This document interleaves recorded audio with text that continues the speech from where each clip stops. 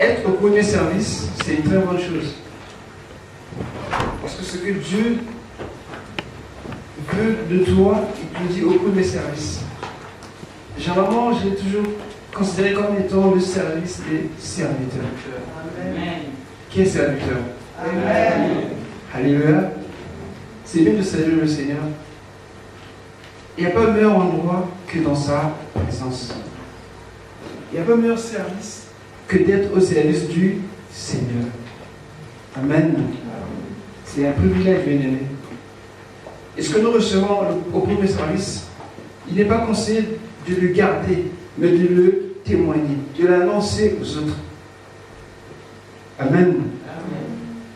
Parce que plus souvent au deuxième service, il y a du tout. Mais ce que Dieu donne au premier service, il réveille notre intelligence, notre mémoire, et il nous donne des outils, des instruments pour pouvoir être aguerris et témoigner aux autres ce que Dieu est et ce que Dieu attend de chacun de nous. Et précisément de toi. Seigneur, je vais encore te recommander ce moment.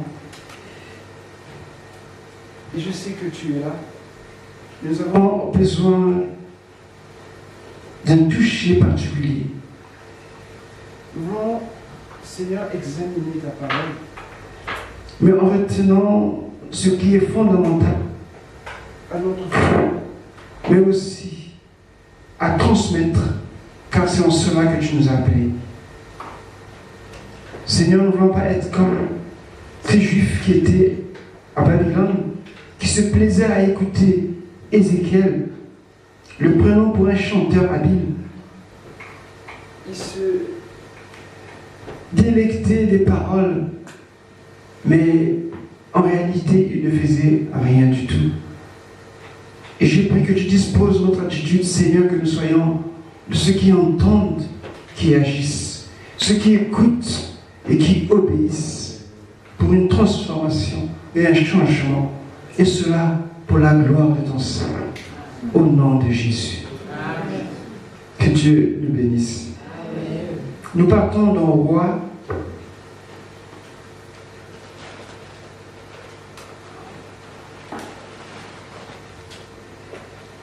Deux Rois 17. On prendra qu'un seul verset. Mais avant qu'on puisse lire ce verset, j'aimerais que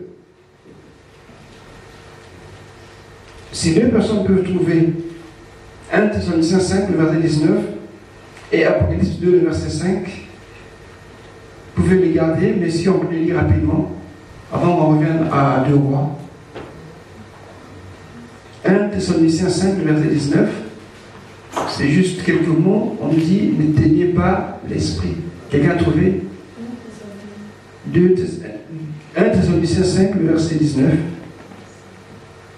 Et puis Apocalypse 2, le verset 5.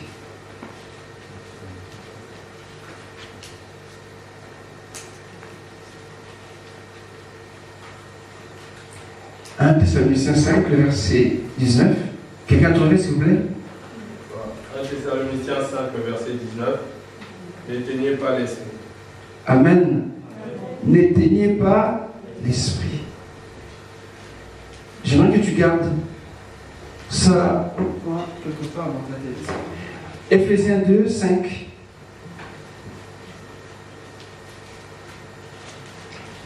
Apocalypse 2, verset 5. Excusez-moi. Apocalypse 2, le verset 5. Souviens-toi donc d'où tu es tombé. Réponds-toi et pratique les principes et pratique tes premières œuvres. Sinon, je viendrai à toi et je t'aurai ton chandelier de sa place, à moins que tu ne lui répondes. Amen. Amen. Ce qu'il faut te dire, c'est que le Seigneur nous dit de faire attention au risque de prendre le chandelier ou la lampe qui doit nous éclairer, qui doit nous conduire, nous montrer là où il faut marcher, où il ne faut pas marcher. Et dans Thessaloniciens, on nous parle de ne pas éteindre l'Esprit. Généralement, on éteint un feu. Amen. Et donc, l'Esprit est comme un feu. Et le feu propage de la lumière.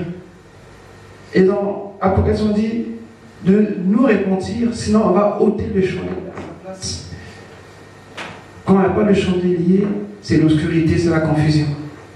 Mais j'aimerais que tu retiens ce verset au coin, quelque part dans ta tête. Donc nous repartons dans 2 Rois 17, le verset 28. La Bible dit ceci: un des prêtres qui avait été emmené captif de Samarie vint s'établir à Bethel et leur enseigna comment ils devaient craindre l'Éternel. Amen. À lire comme ça dans le contexte, ça paraît normal. Ça paraît même une très bonne chose. Mais ce verset sous-entend aussi beaucoup de choses. En amont, en aval. Plein de choses. Et ce verset est comme un haillon entre les deux parties. Dans la première partie, on nous parle des causes de la déportation.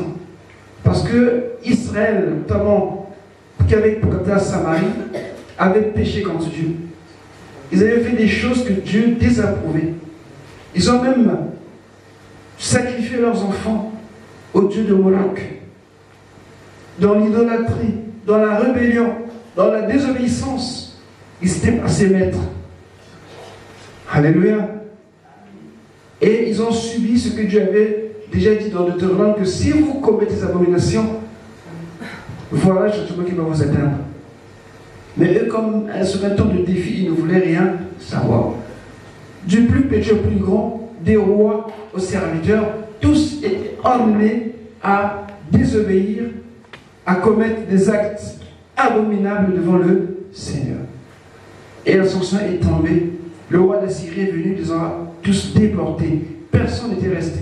Et à la place, il a mis des populations étrangères qui ne connaissaient pas Dieu, qui n'avaient jamais connu Dieu.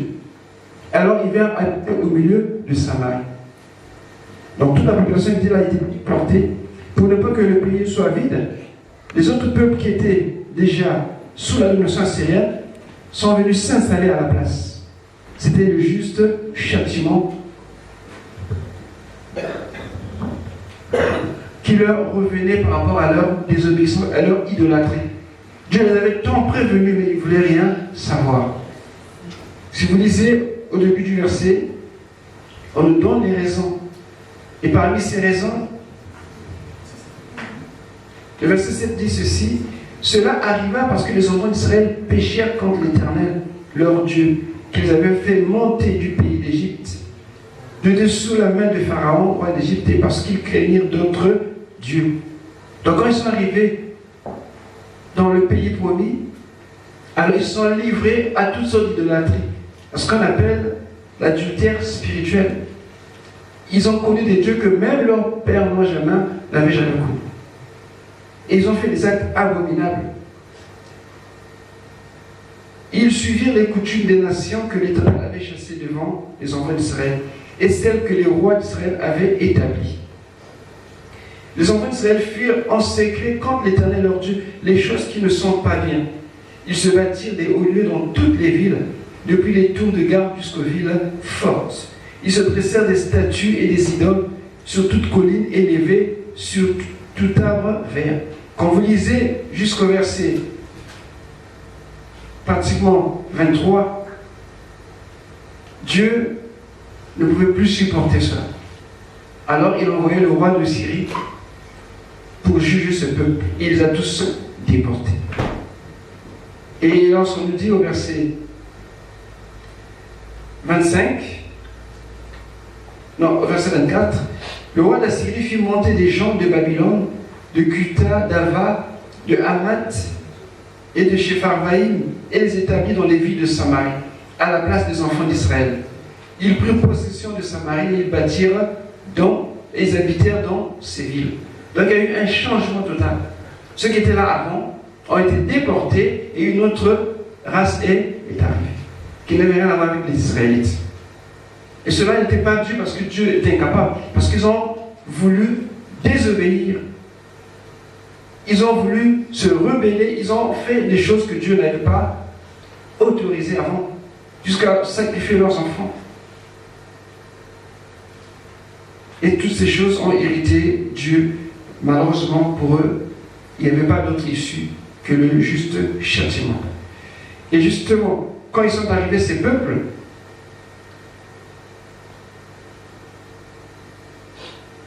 on nous dit au verset 25, lorsqu'ils commençaient à y habiter, ils ne craignaient pas l'Éternel. Et l'Éternel envoya contre eux des lions qui les tuaient. Alors, cette phrase, on peut la comprendre de deux manières. Alléluia. Parce que Dieu pourra plaisir à tuer les gens pour les tuer. Et ils ne connaissaient pas Dieu non plus. Est-ce que parce que les gens n'étaient plus là, que les bêtes se sont multipliées? Ou bien on peut considérer la main de Dieu? Mais le roi d'Assyrie, voulant sécuriser ces peuples, quand on sait qu'est-ce qu'il va faire, il va donner un ordre, verset 27. Faites-y aller l'un des prêtres que vous avez emmenés de là en captivité, qu'ils partent pour s'y établir et qui leur enseigne la manière de servir le Dieu du pays. Et donc voilà la solution qu'il a eue. Chercher un des prêtres israélites pour les ramener à Samarie et qu'il explique, qu'il enseigne aux païens qui étaient là comment craindre Dieu. Mais ça ne marche pas. Et ça ne marchera jamais. Amen. Et donc cette phrase, ou ce verset, verset 28, c'est dans ce contexte-là qu'il faut voir. Et c'est pénible, voire difficile. Et la question que je poserai, et si c'était toi, que ferais-tu? C'est ce que nous voyons aujourd'hui, bien-aimés. Aujourd'hui, nous assistons à un retour en force du syncrétisme, c'est-à-dire un mélange religieux. Aujourd'hui, partout, tout le monde dit qu'il prie. Et sous prétexte d'une certaine liberté, on doit écouter tout le monde, on doit être tolérant pour tout le monde. Ça veut dire que toutes les religions sont acceptées. Alléluia. Je crois que nous ne sommes pas des religieux, bien sûr. Mais quand je parle des religions, je parle des croyances. Que la plupart des gens, aujourd'hui, du moins d'autres personnes me disent que non, moi je ne crois pas. Tous, même ceux qui disent que Dieu n'existe pas, ils le croient à leur manière. Et c'est dans ce moment-là que les chrétiens se trouvent. Et aujourd'hui, l'Église est pratiquement dans ce contexte. Tout le monde parle de Dieu, d'une manière ou d'une autre. Tous savent que Dieu existe. Tu peux ou ne pas l'accepter, mais tu es libre. Amen. Et c'est l'un des signes aussi des temps de la fin. Parce qu'il faut que ces choses arrivent. Il faut que ces choses soient parmi nous. Qu'il y ait des gens qui croient et qui ne croient pas. Qui acceptent, qui refusent. Qui obéissent et qui désobéissent. Il faut bien qu'il y ait toutes ces choses parmi nous. Et lorsqu'on demande à repeupler la Samarie, ça parle d'un choc que l'Église aujourd'hui connaît dans le monde. L'Église est confrontée à un choc tel que ceux de l'extérieur veulent entrer dans l'Église, mais avec leur mentalité, avec leur manière de réfléchir, de penser, de faire, de parler. Et l'Église doit résister à cela. Ce n'est pas facile. Alléluia. Ce n'est pas facile. Parce que c'est comme une pression. Quand tu ne fais pas comme eux, tu n'es pas comme eux, tu es jugé. Et on sait ce qui vient après. Aujourd'hui, lorsque l'Église condamne cette pratique qui consiste que les hommes entre se marient ou les femmes, c'est compliqué pour l'Église. Il faut qu'on l'accepte. Et si même un ministre de Dieu refuse de célébrer cette union, c'est toute la nation qui va s'élever contre ce temple. Alléluia. Ça devient compliqué. On connaît, on sait, mais nous aussi, on veut faire comme eux, on veut. Dieu, c'est un Dieu quel mot utiliser? Dieu est tolérant. Amen.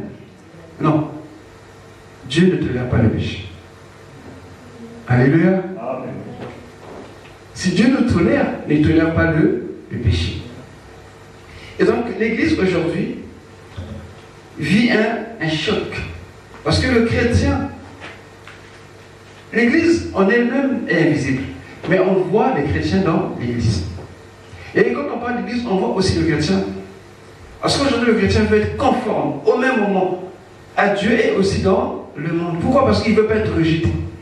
Il ne veut pas qu'on le prenne pour quelqu'un qui n'est pas dans la réalité. Alléluia. Il veut faire les choses comme les autres, tout en ayant Dieu avec lui. Mais ça ne marche pas. Ou tu plais à Dieu, ou tu plais au monde. Les deux à la fois, ça ne marchera jamais. Il te faut faire un choix. Quand le roi d'Assyrie a voulu repeupler Samarie, il a pensé qu'en amenant un prêtre qui va leur enseigner, ça marchera. Mais ça n'a pas marché. Et ça ne marchera pas comme ça. Parce que le chrétien aujourd'hui veut être moderne. Il veut à la fois plaire, ou qu'il plaise au monde, ou qu'on le parle dans le monde, en même temps aussi dans le Seigneur. Alors qu'est-ce qu'il fait? Un peu de Dieu, un peu du monde. Et quand tu réponds, il dit ne me juge pas. Ah oui, mais Dieu me dit de te juger parce que tu es de la maison, pas de dehors. Amen. Entre nous, on doit se juger. Alléluia. C'est-à-dire que le péché doit être condamné. On ne doit pas accepter le péché dans la maison de Dieu. On doit juger le péché dans la maison du Seigneur. Mais le monde dit non. Tu peux être avec nous, faire ce qu'on fait, mais aller dimanche et midi, ça ne dérange pas, c'est normal. Tu verras, ça marche. Et oui, ça marche. Mais devant Dieu, ça ne marche pas. Et l'Église est dans ce moment-là. Dans ce temps où aujourd'hui, beaucoup de gens ne savent plus tellement si vraiment l'Église proclame les mêmes vertus qui sont dans la parole de Dieu. Parce que lorsqu'on vient, on ne voit plus cette crainte, on ne voit plus cet amour, cette obéissance, ce zèle qu'on a pour le Seigneur. On vient comme si on faisait, comme si on venait remplir sa journée, et après on repart, on fait ce que, ben non. On doit avoir une vie consacrée à Dieu.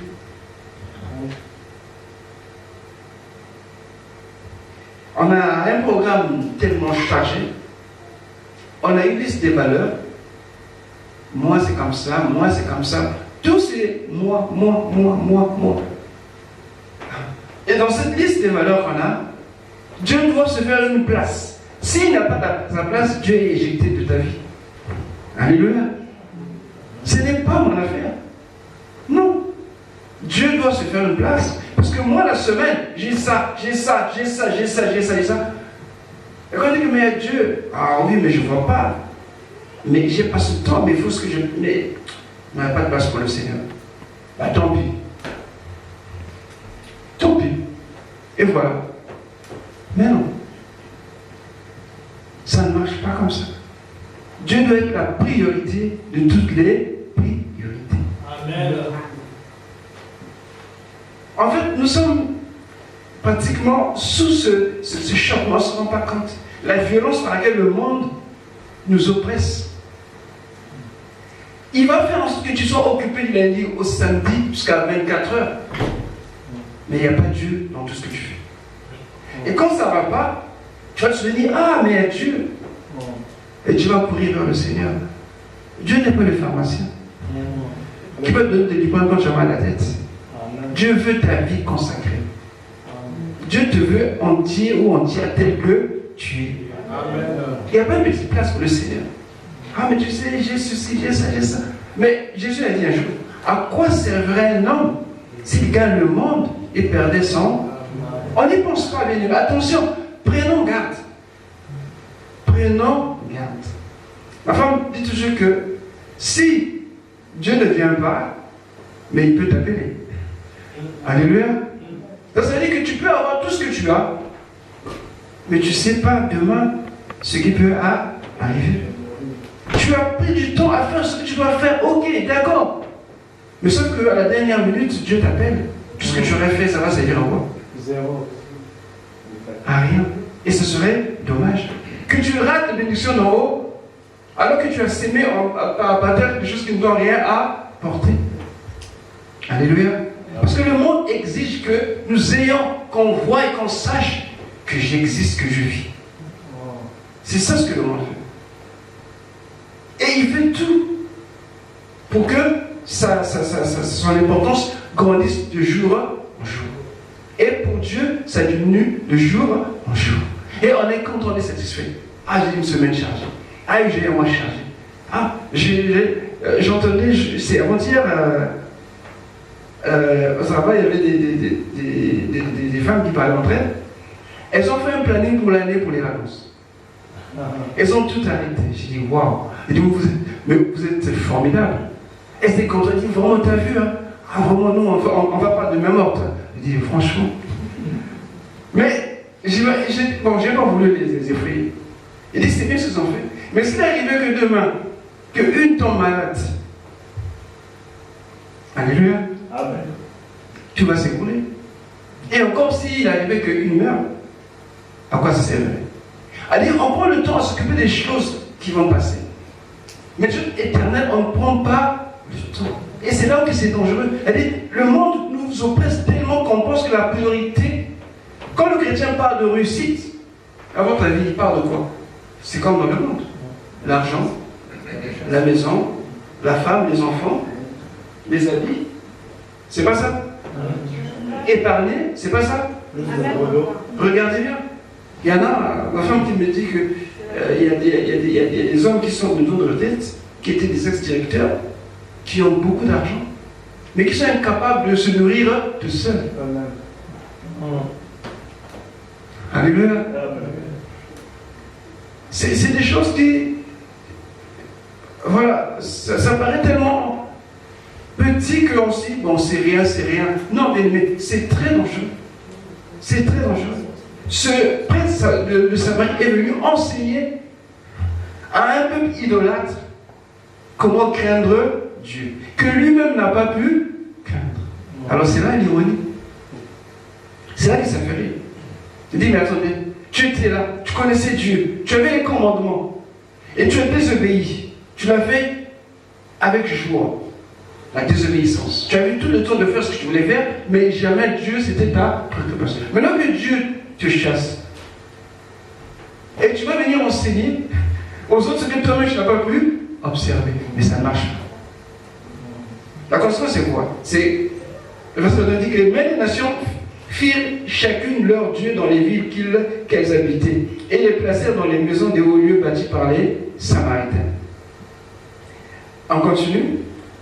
Ils craignirent aussi l'Éternel, et ils se créèrent des prêtres des hauts lieux, pris parmi tout le peuple. Ces prêtres offraient pour eux des sacrifices dans les maisons des hauts lieux. En fait, ils ont fait les mêmes choses que les Samaritains. Alléluia. Ils ont fait les mêmes choses. Pourquoi? Parce que celui qui venait pour enseigner, ce que lui-même, il n'a pas fait. Mais qu'est-ce qu'il va transmettre?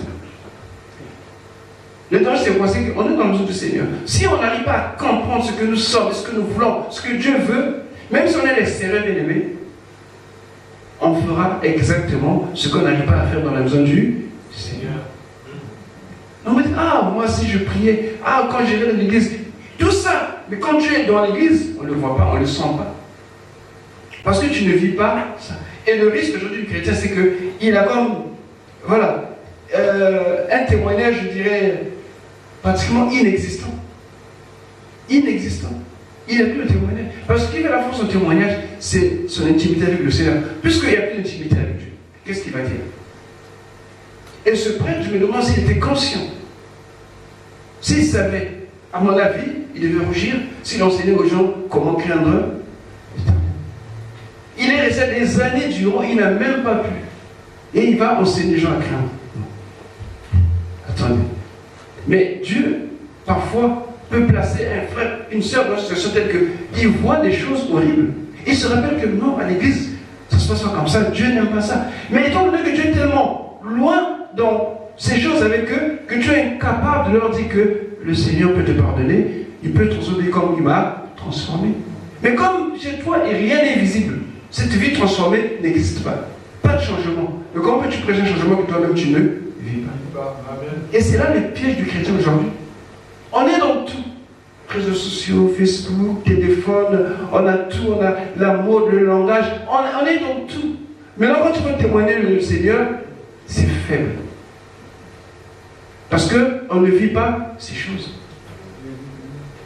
On devient comme ce prêtre au milieu des peuples païens. On a connu Dieu, mais on est incapable de dire ce qu'il est. Et la faiblesse du chrétien aujourd'hui, c'est ça. Il est partout, le chrétien. Il est partout. Et je viens dire parce que ce n'est pas écrit, c'est chrétien. Chez d'autres, voilà, ils ont des habits, on sait qu'elle est comme ça, mais les chrétiens, il n'y a pas d'habits. Amen. Il n'y a pas de signe non plus. Il n'y en a pas.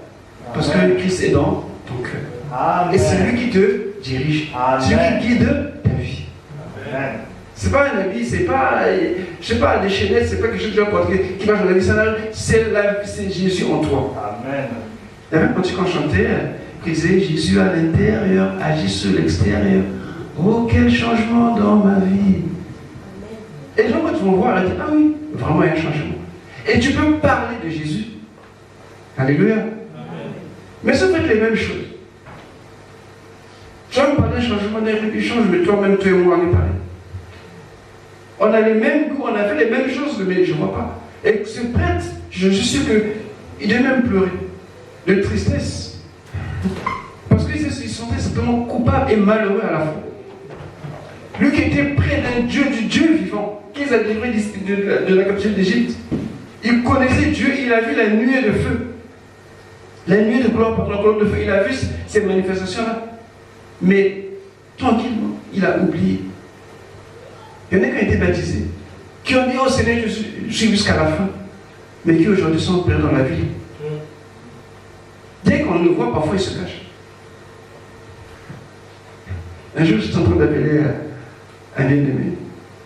À ce coup-là, il y a longtemps qu'on l'a fait, hein, mais il n'y a pas longtemps qu'on a encore fait ce coup-là. Mais je parlais, après, ah mais ça va couper. Attends, maintenant là, le réseau ne coupe plus ici. Alléluia. Je lui ai dit que la batterie est faible, mais il dit non, le réseau. Je dis, il dit ça comment? Il dit, sois en paix, bien-aimé, sois en paix. Alléluia. Mais parce que c'est comme ça que le monde est. Ils ont perdu la substance qu'ils font d'eux, enfants de Dieu. Et Dieu peut mettre des gens autour de toi qui vont te parler, qui vont te rappeler ce que Dieu est en train de dire aujourd'hui même, en ce instant. Amen. Et je dis, ah, mais oui, je sais ça. Mais ils sont incapables de parler. Tu veux bien dire, mais ça va pas sortir. Et tu vas sortir là la tête baissée. Tu seras malheureux. Le prêtre samaritain, pour lui, ça devait être difficile. J'imagine qu'il était difficile.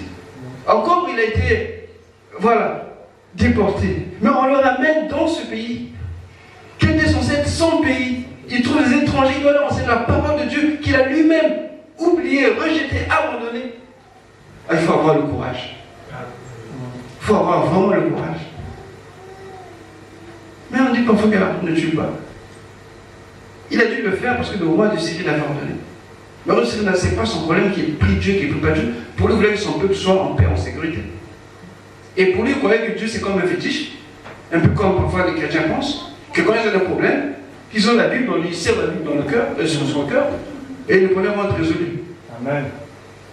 Il y en a qui déjà des téléphones, des Bibles dans le téléphone. Toutes les versions que vous voulez. Tant qu'il n'est pas dans ton cœur, ça ne va rien faire. Amen.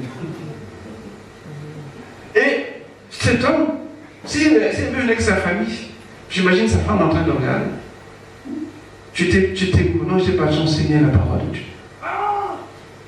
Amen. Amen. Alléluia. Amen. Ils ont dit, mais papa, c'est quoi ce que c'est? Non, mais tu sais, nous, on est en Égypte, Dieu. Mais maintenant, nous sommes où? Ah, reste tranquille. Et c'est cette foi-là qui est en train de menacer. Cette façon de voir menace l'église gravement. Mais l'église, ce n'est pas le bâtiment. C'est toi, c'est moi, c'est nous l'église. Amen. Quelle est la force de son témoignage?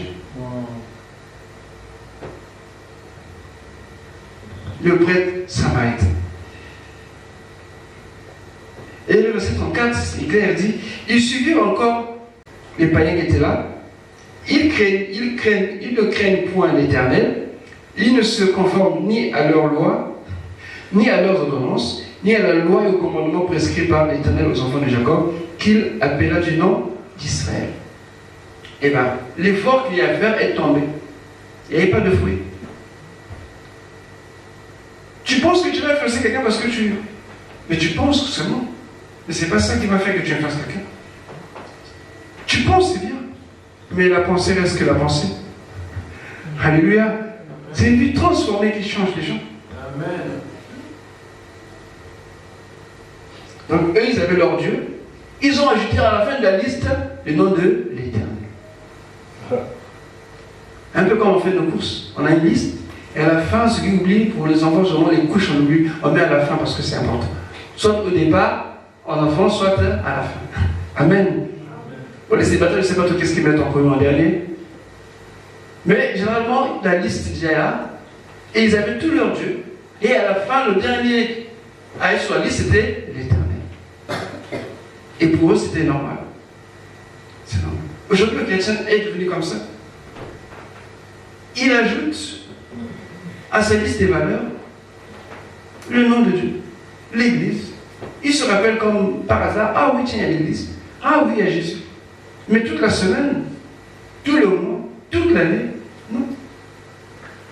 Bien-aimé, ne sois pas comme ce prêtre samaritain. Dieu t'a fait grâce. Dieu nous a tous fait grâce. Ce qu'il attend de nous, c'est l'obéissance. C'est l'aimer en retour. Quand on aime une personne, on est près de la personne. Quand on aime une personne, on s'éloigne de la personne. Mais quand tu dis que tu aimes Dieu, mais tu n'es jamais là, ça ne marche pas. Et comment tu peux te transformer si tu n'es jamais là? Le pauvre prêtre enseignait un évangile creux, vite, parce qu'on veut plaire au monde. On est dans cette situation. On a le message, mais on n'a que la forme du message. Il n'y a pas la substance du message. La forme, on sait. L'évangile, on sait. Juste une connaissance superficielle. Mais la transformation n'y est pas. Et on est mangé par la culpabilité. Parce qu'on est dilué dans la foule. Non. C'est à peine parce que si tu te fais remarquer que tu es chrétien, oh la honte, il est chrétien. Je suis chrétien. Je ne suis pas religieux, je suis chrétien, je crois en Jésus-Christ. Le Fils de Dieu qui m'a sauvé, qui s'est donné à la croix pour moi. Parce qu'il m'aime, je l'aime. Cette déclaration d'amour, je le fais avec joie. Je n'ai pas à cacher, je n'ai pas à cacher cela. Je sais que quiconque a honte de moi, moi serai honteux de lui. Écoute, on ne te mettra pas en prison parce que tu dis que tu es chrétien. Non, le temps là est révolu. Ça viendra quand notre Christ va prendre son règne. Mais pour le moment, on peut dire aux gens que j'aime Jésus. Amen. Que je suis chrétien. Les autres disent bien ce qu'ils sont. Mais nous, on n'arrive pas à dire ça. Il y a un souci. Tu sais, j'étais parti voir les magnétiseurs. Tu sais, j'étais parti voir ceux qui disent des bonnes. Voilà, les femmes qui disent qu'il est digne de toi là. Il y a pas mal de gens qui disent des choses. Mais nous, on est capable de dire que je suis chrétien. Parce que je ne veux pas vexer, je le respecte. Il n'y a rien à respecter. Amen. Je suis chrétien. Ah oui? Donc tu vas à l'église? Oui, je vais à l'église. Amen. Ah, il va à l'église. Ah, tu l'as vu, il va à l'église. Je sais, amen. Amen. Je vais à l'église. Parce que si on entend l'église, on a l'idée des cathédrales, voilà. Non. L'église, quand je parle d'église, vous savez ce que c'est l'église. Amen. Amen. C'est pas le bâtiment. Tous ceux qui sont nés de nouveau, qui ont l'esprit de Christ, forment l'église. Amen. Et parfois, les gens sont surpris parce que les gens pensent que l'église, c'est un bâtiment. Ils sont de l'ignorance. Il faut les aider aussi. Parfois, ça peut les aider à chercher. Mais finalement, l'église, c'est quoi? C'est qui? Et Dieu peut les toucher. Alléluia. C'est lorsqu'on parle des guerres dans le monde, on fait souvent. Il y a une voix soi-disant qui est censée être le représentant de tous les chrétiens dans le monde. Donc, c'est lui qu'on demande. Ah. Je dis, mais ça, c'est un mensonge, ça, c'est pas vrai. Et parce que contrôler l'église pour eux, connaître, c'est comme dans quelque chose, on a le contrôle. Donc il se peut que ça peut leur échapper, mais ayant quelqu'un à la tête, il va contrôler le reste. Non. Les chrétiens sont les gens les plus libres qui existent au monde. Amen. On n'a pas été contrôlé par quelqu'un qui s'appelle papa ou papos, peu importe. C'est Jésus à qui nous avons donné notre vie. C'est lui qui est mort à la croix pour nous. Et l'Église n'a jamais dit qu'il y aura un tel qui va reposer sur la terre. Non, ça n'existe nulle part. En moins, je ne sais pas si c'est peut-être récent. Donc je disais que dans 1 Thessaloniciens 5, verset 19, n'éteignez pas l'esprit.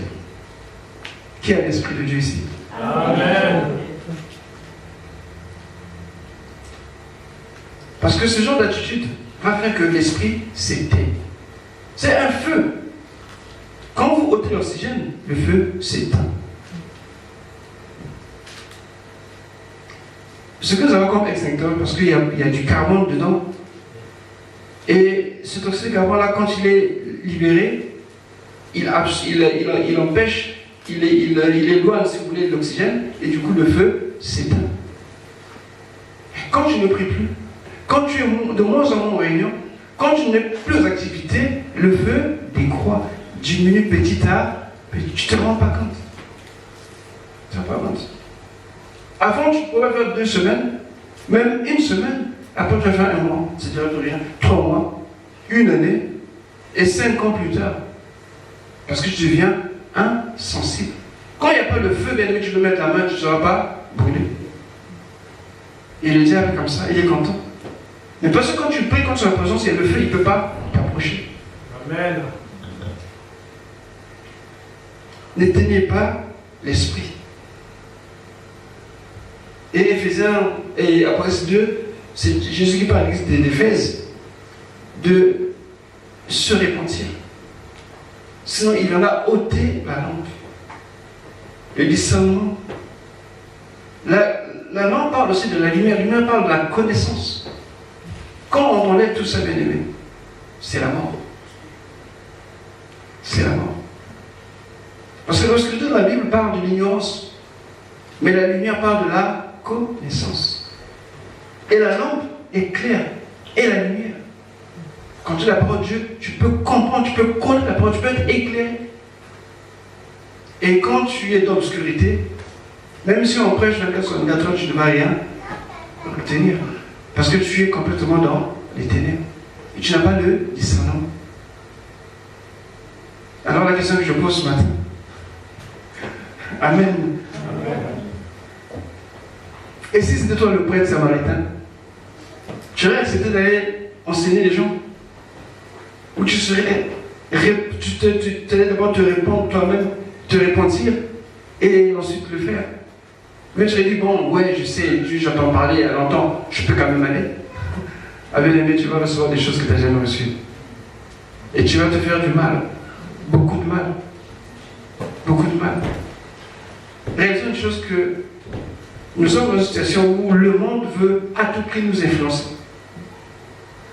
Mais nous, on doit influencer le monde. Amen. Ce que nous avons est plus que ce que le monde nous propose ou nous donne. Si tu ne le sais pas, laisse-moi te le dire ce matin. Ce que tu as, le monde recherche ce que tu as. Ils sont prêts à payer pour ce que tu as reçu gratuitement. Alléluia.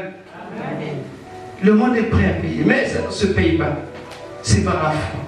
C'est par l'obéissance. Et c'est une grâce. C'est un cadeau de Dieu. Alléluia. Amen. Amen. Que Dieu te bénisse. Amen. Donc voilà ce que je voulais penser ce matin. Amen. Soyons pas comme le prêtre de Samarie, Alléluia. mais soyons les véritables prêtres du Seigneur Jésus. Ne te laisse pas submerger par le monde. Ne te laisse pas aller par la convoitise. Ne te laisse pas être à l'identique du monde, mais sois tel que tu es. Tu as une identité à toi. Préserve-la. Pour la gloire du Seigneur. Amen. On peut se lever.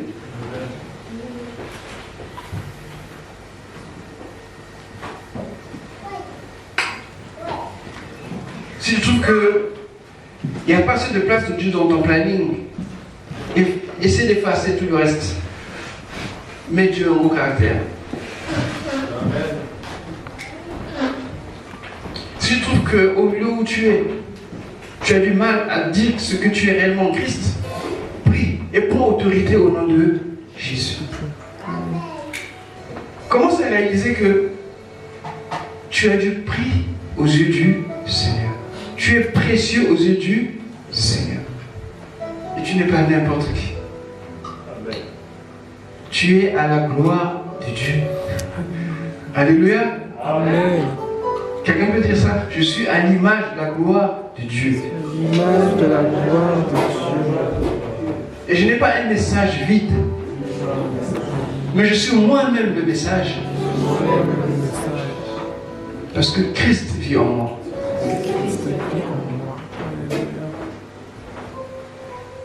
On va prier. Et tu vas regarder ta vie intérieurement et voir ces espaces vides que le Seigneur veut remplir. Alors laisse-le te remplir. S'il y a des choses, tu t'engages aujourd'hui à dire maintenant, Seigneur, je ferme cette page, je veux ouvrir une nouvelle, que ce soit pour ta gloire, alors fais-le. Mais sache que Dieu m'a dit, tu vas témoigner un jour. Que tu le veux ou non, un jour tu seras appelé à le témoigner. Amen. Amen. Est-ce que quelqu'un peut prier? Prions, bien-aimé, bien-aimé. Seigneur, nous te rendons toute la gloire. Nous te rendons grâce parce que tu nous as encore rappelé que nous avons dans ce monde un témoignage et une mission. Et nous voulons, Seigneur, être revêtus de ton esprit. Nous ne voulons pas tomber dans le compromis, ni dans la culpabilité de t'avoir tourné le dos. Nous ne voulons pas non plus te mettre en fin de liste de nos activités. Seigneur, tu mérites la première place dans ma vie, la première place dans mon foyer, la première place dans ma famille. C'est de toi et de toi seul que ma vie dépend. T'obéir et faire ta volonté, c'est ma prière. C'est ce que je te demande par ton esprit. Afin que le feu ne s'éteigne pas en moi, ni que ma lampe ne me soit point arrachée. Seigneur, je veux briller et témoigner ton amour et ta grâce, que tu m'as sauvé, que j'ai la vie pour l'éternité. Seigneur, remplis encore une fois de plus ma vie, plus de toi en moi. Je bénis ton nom, parce que je crois que les chaînes et les liens qui me retenaient dans la captivité, dans la paresse, dans la désobéissance, se brisent, se détachent de moi. Je veux ton revêtement. Revêt-moi de ton esprit et exerce ma langue et mes lèvres au témoignage de l'évangile. Autour de moi, Seigneur, car il y a des âmes à sauver. Autour de moi, il y a des vies à transformer. Autour de moi, il y a des témoignages. Non pas comme ce prêtre samaritain. Non pas dans la confusion. Mais dans la révélation de la gloire, dans la révélation de la connaissance, dans la révélation de ton amour. Merci Seigneur, dans le nom de Jésus. Amen.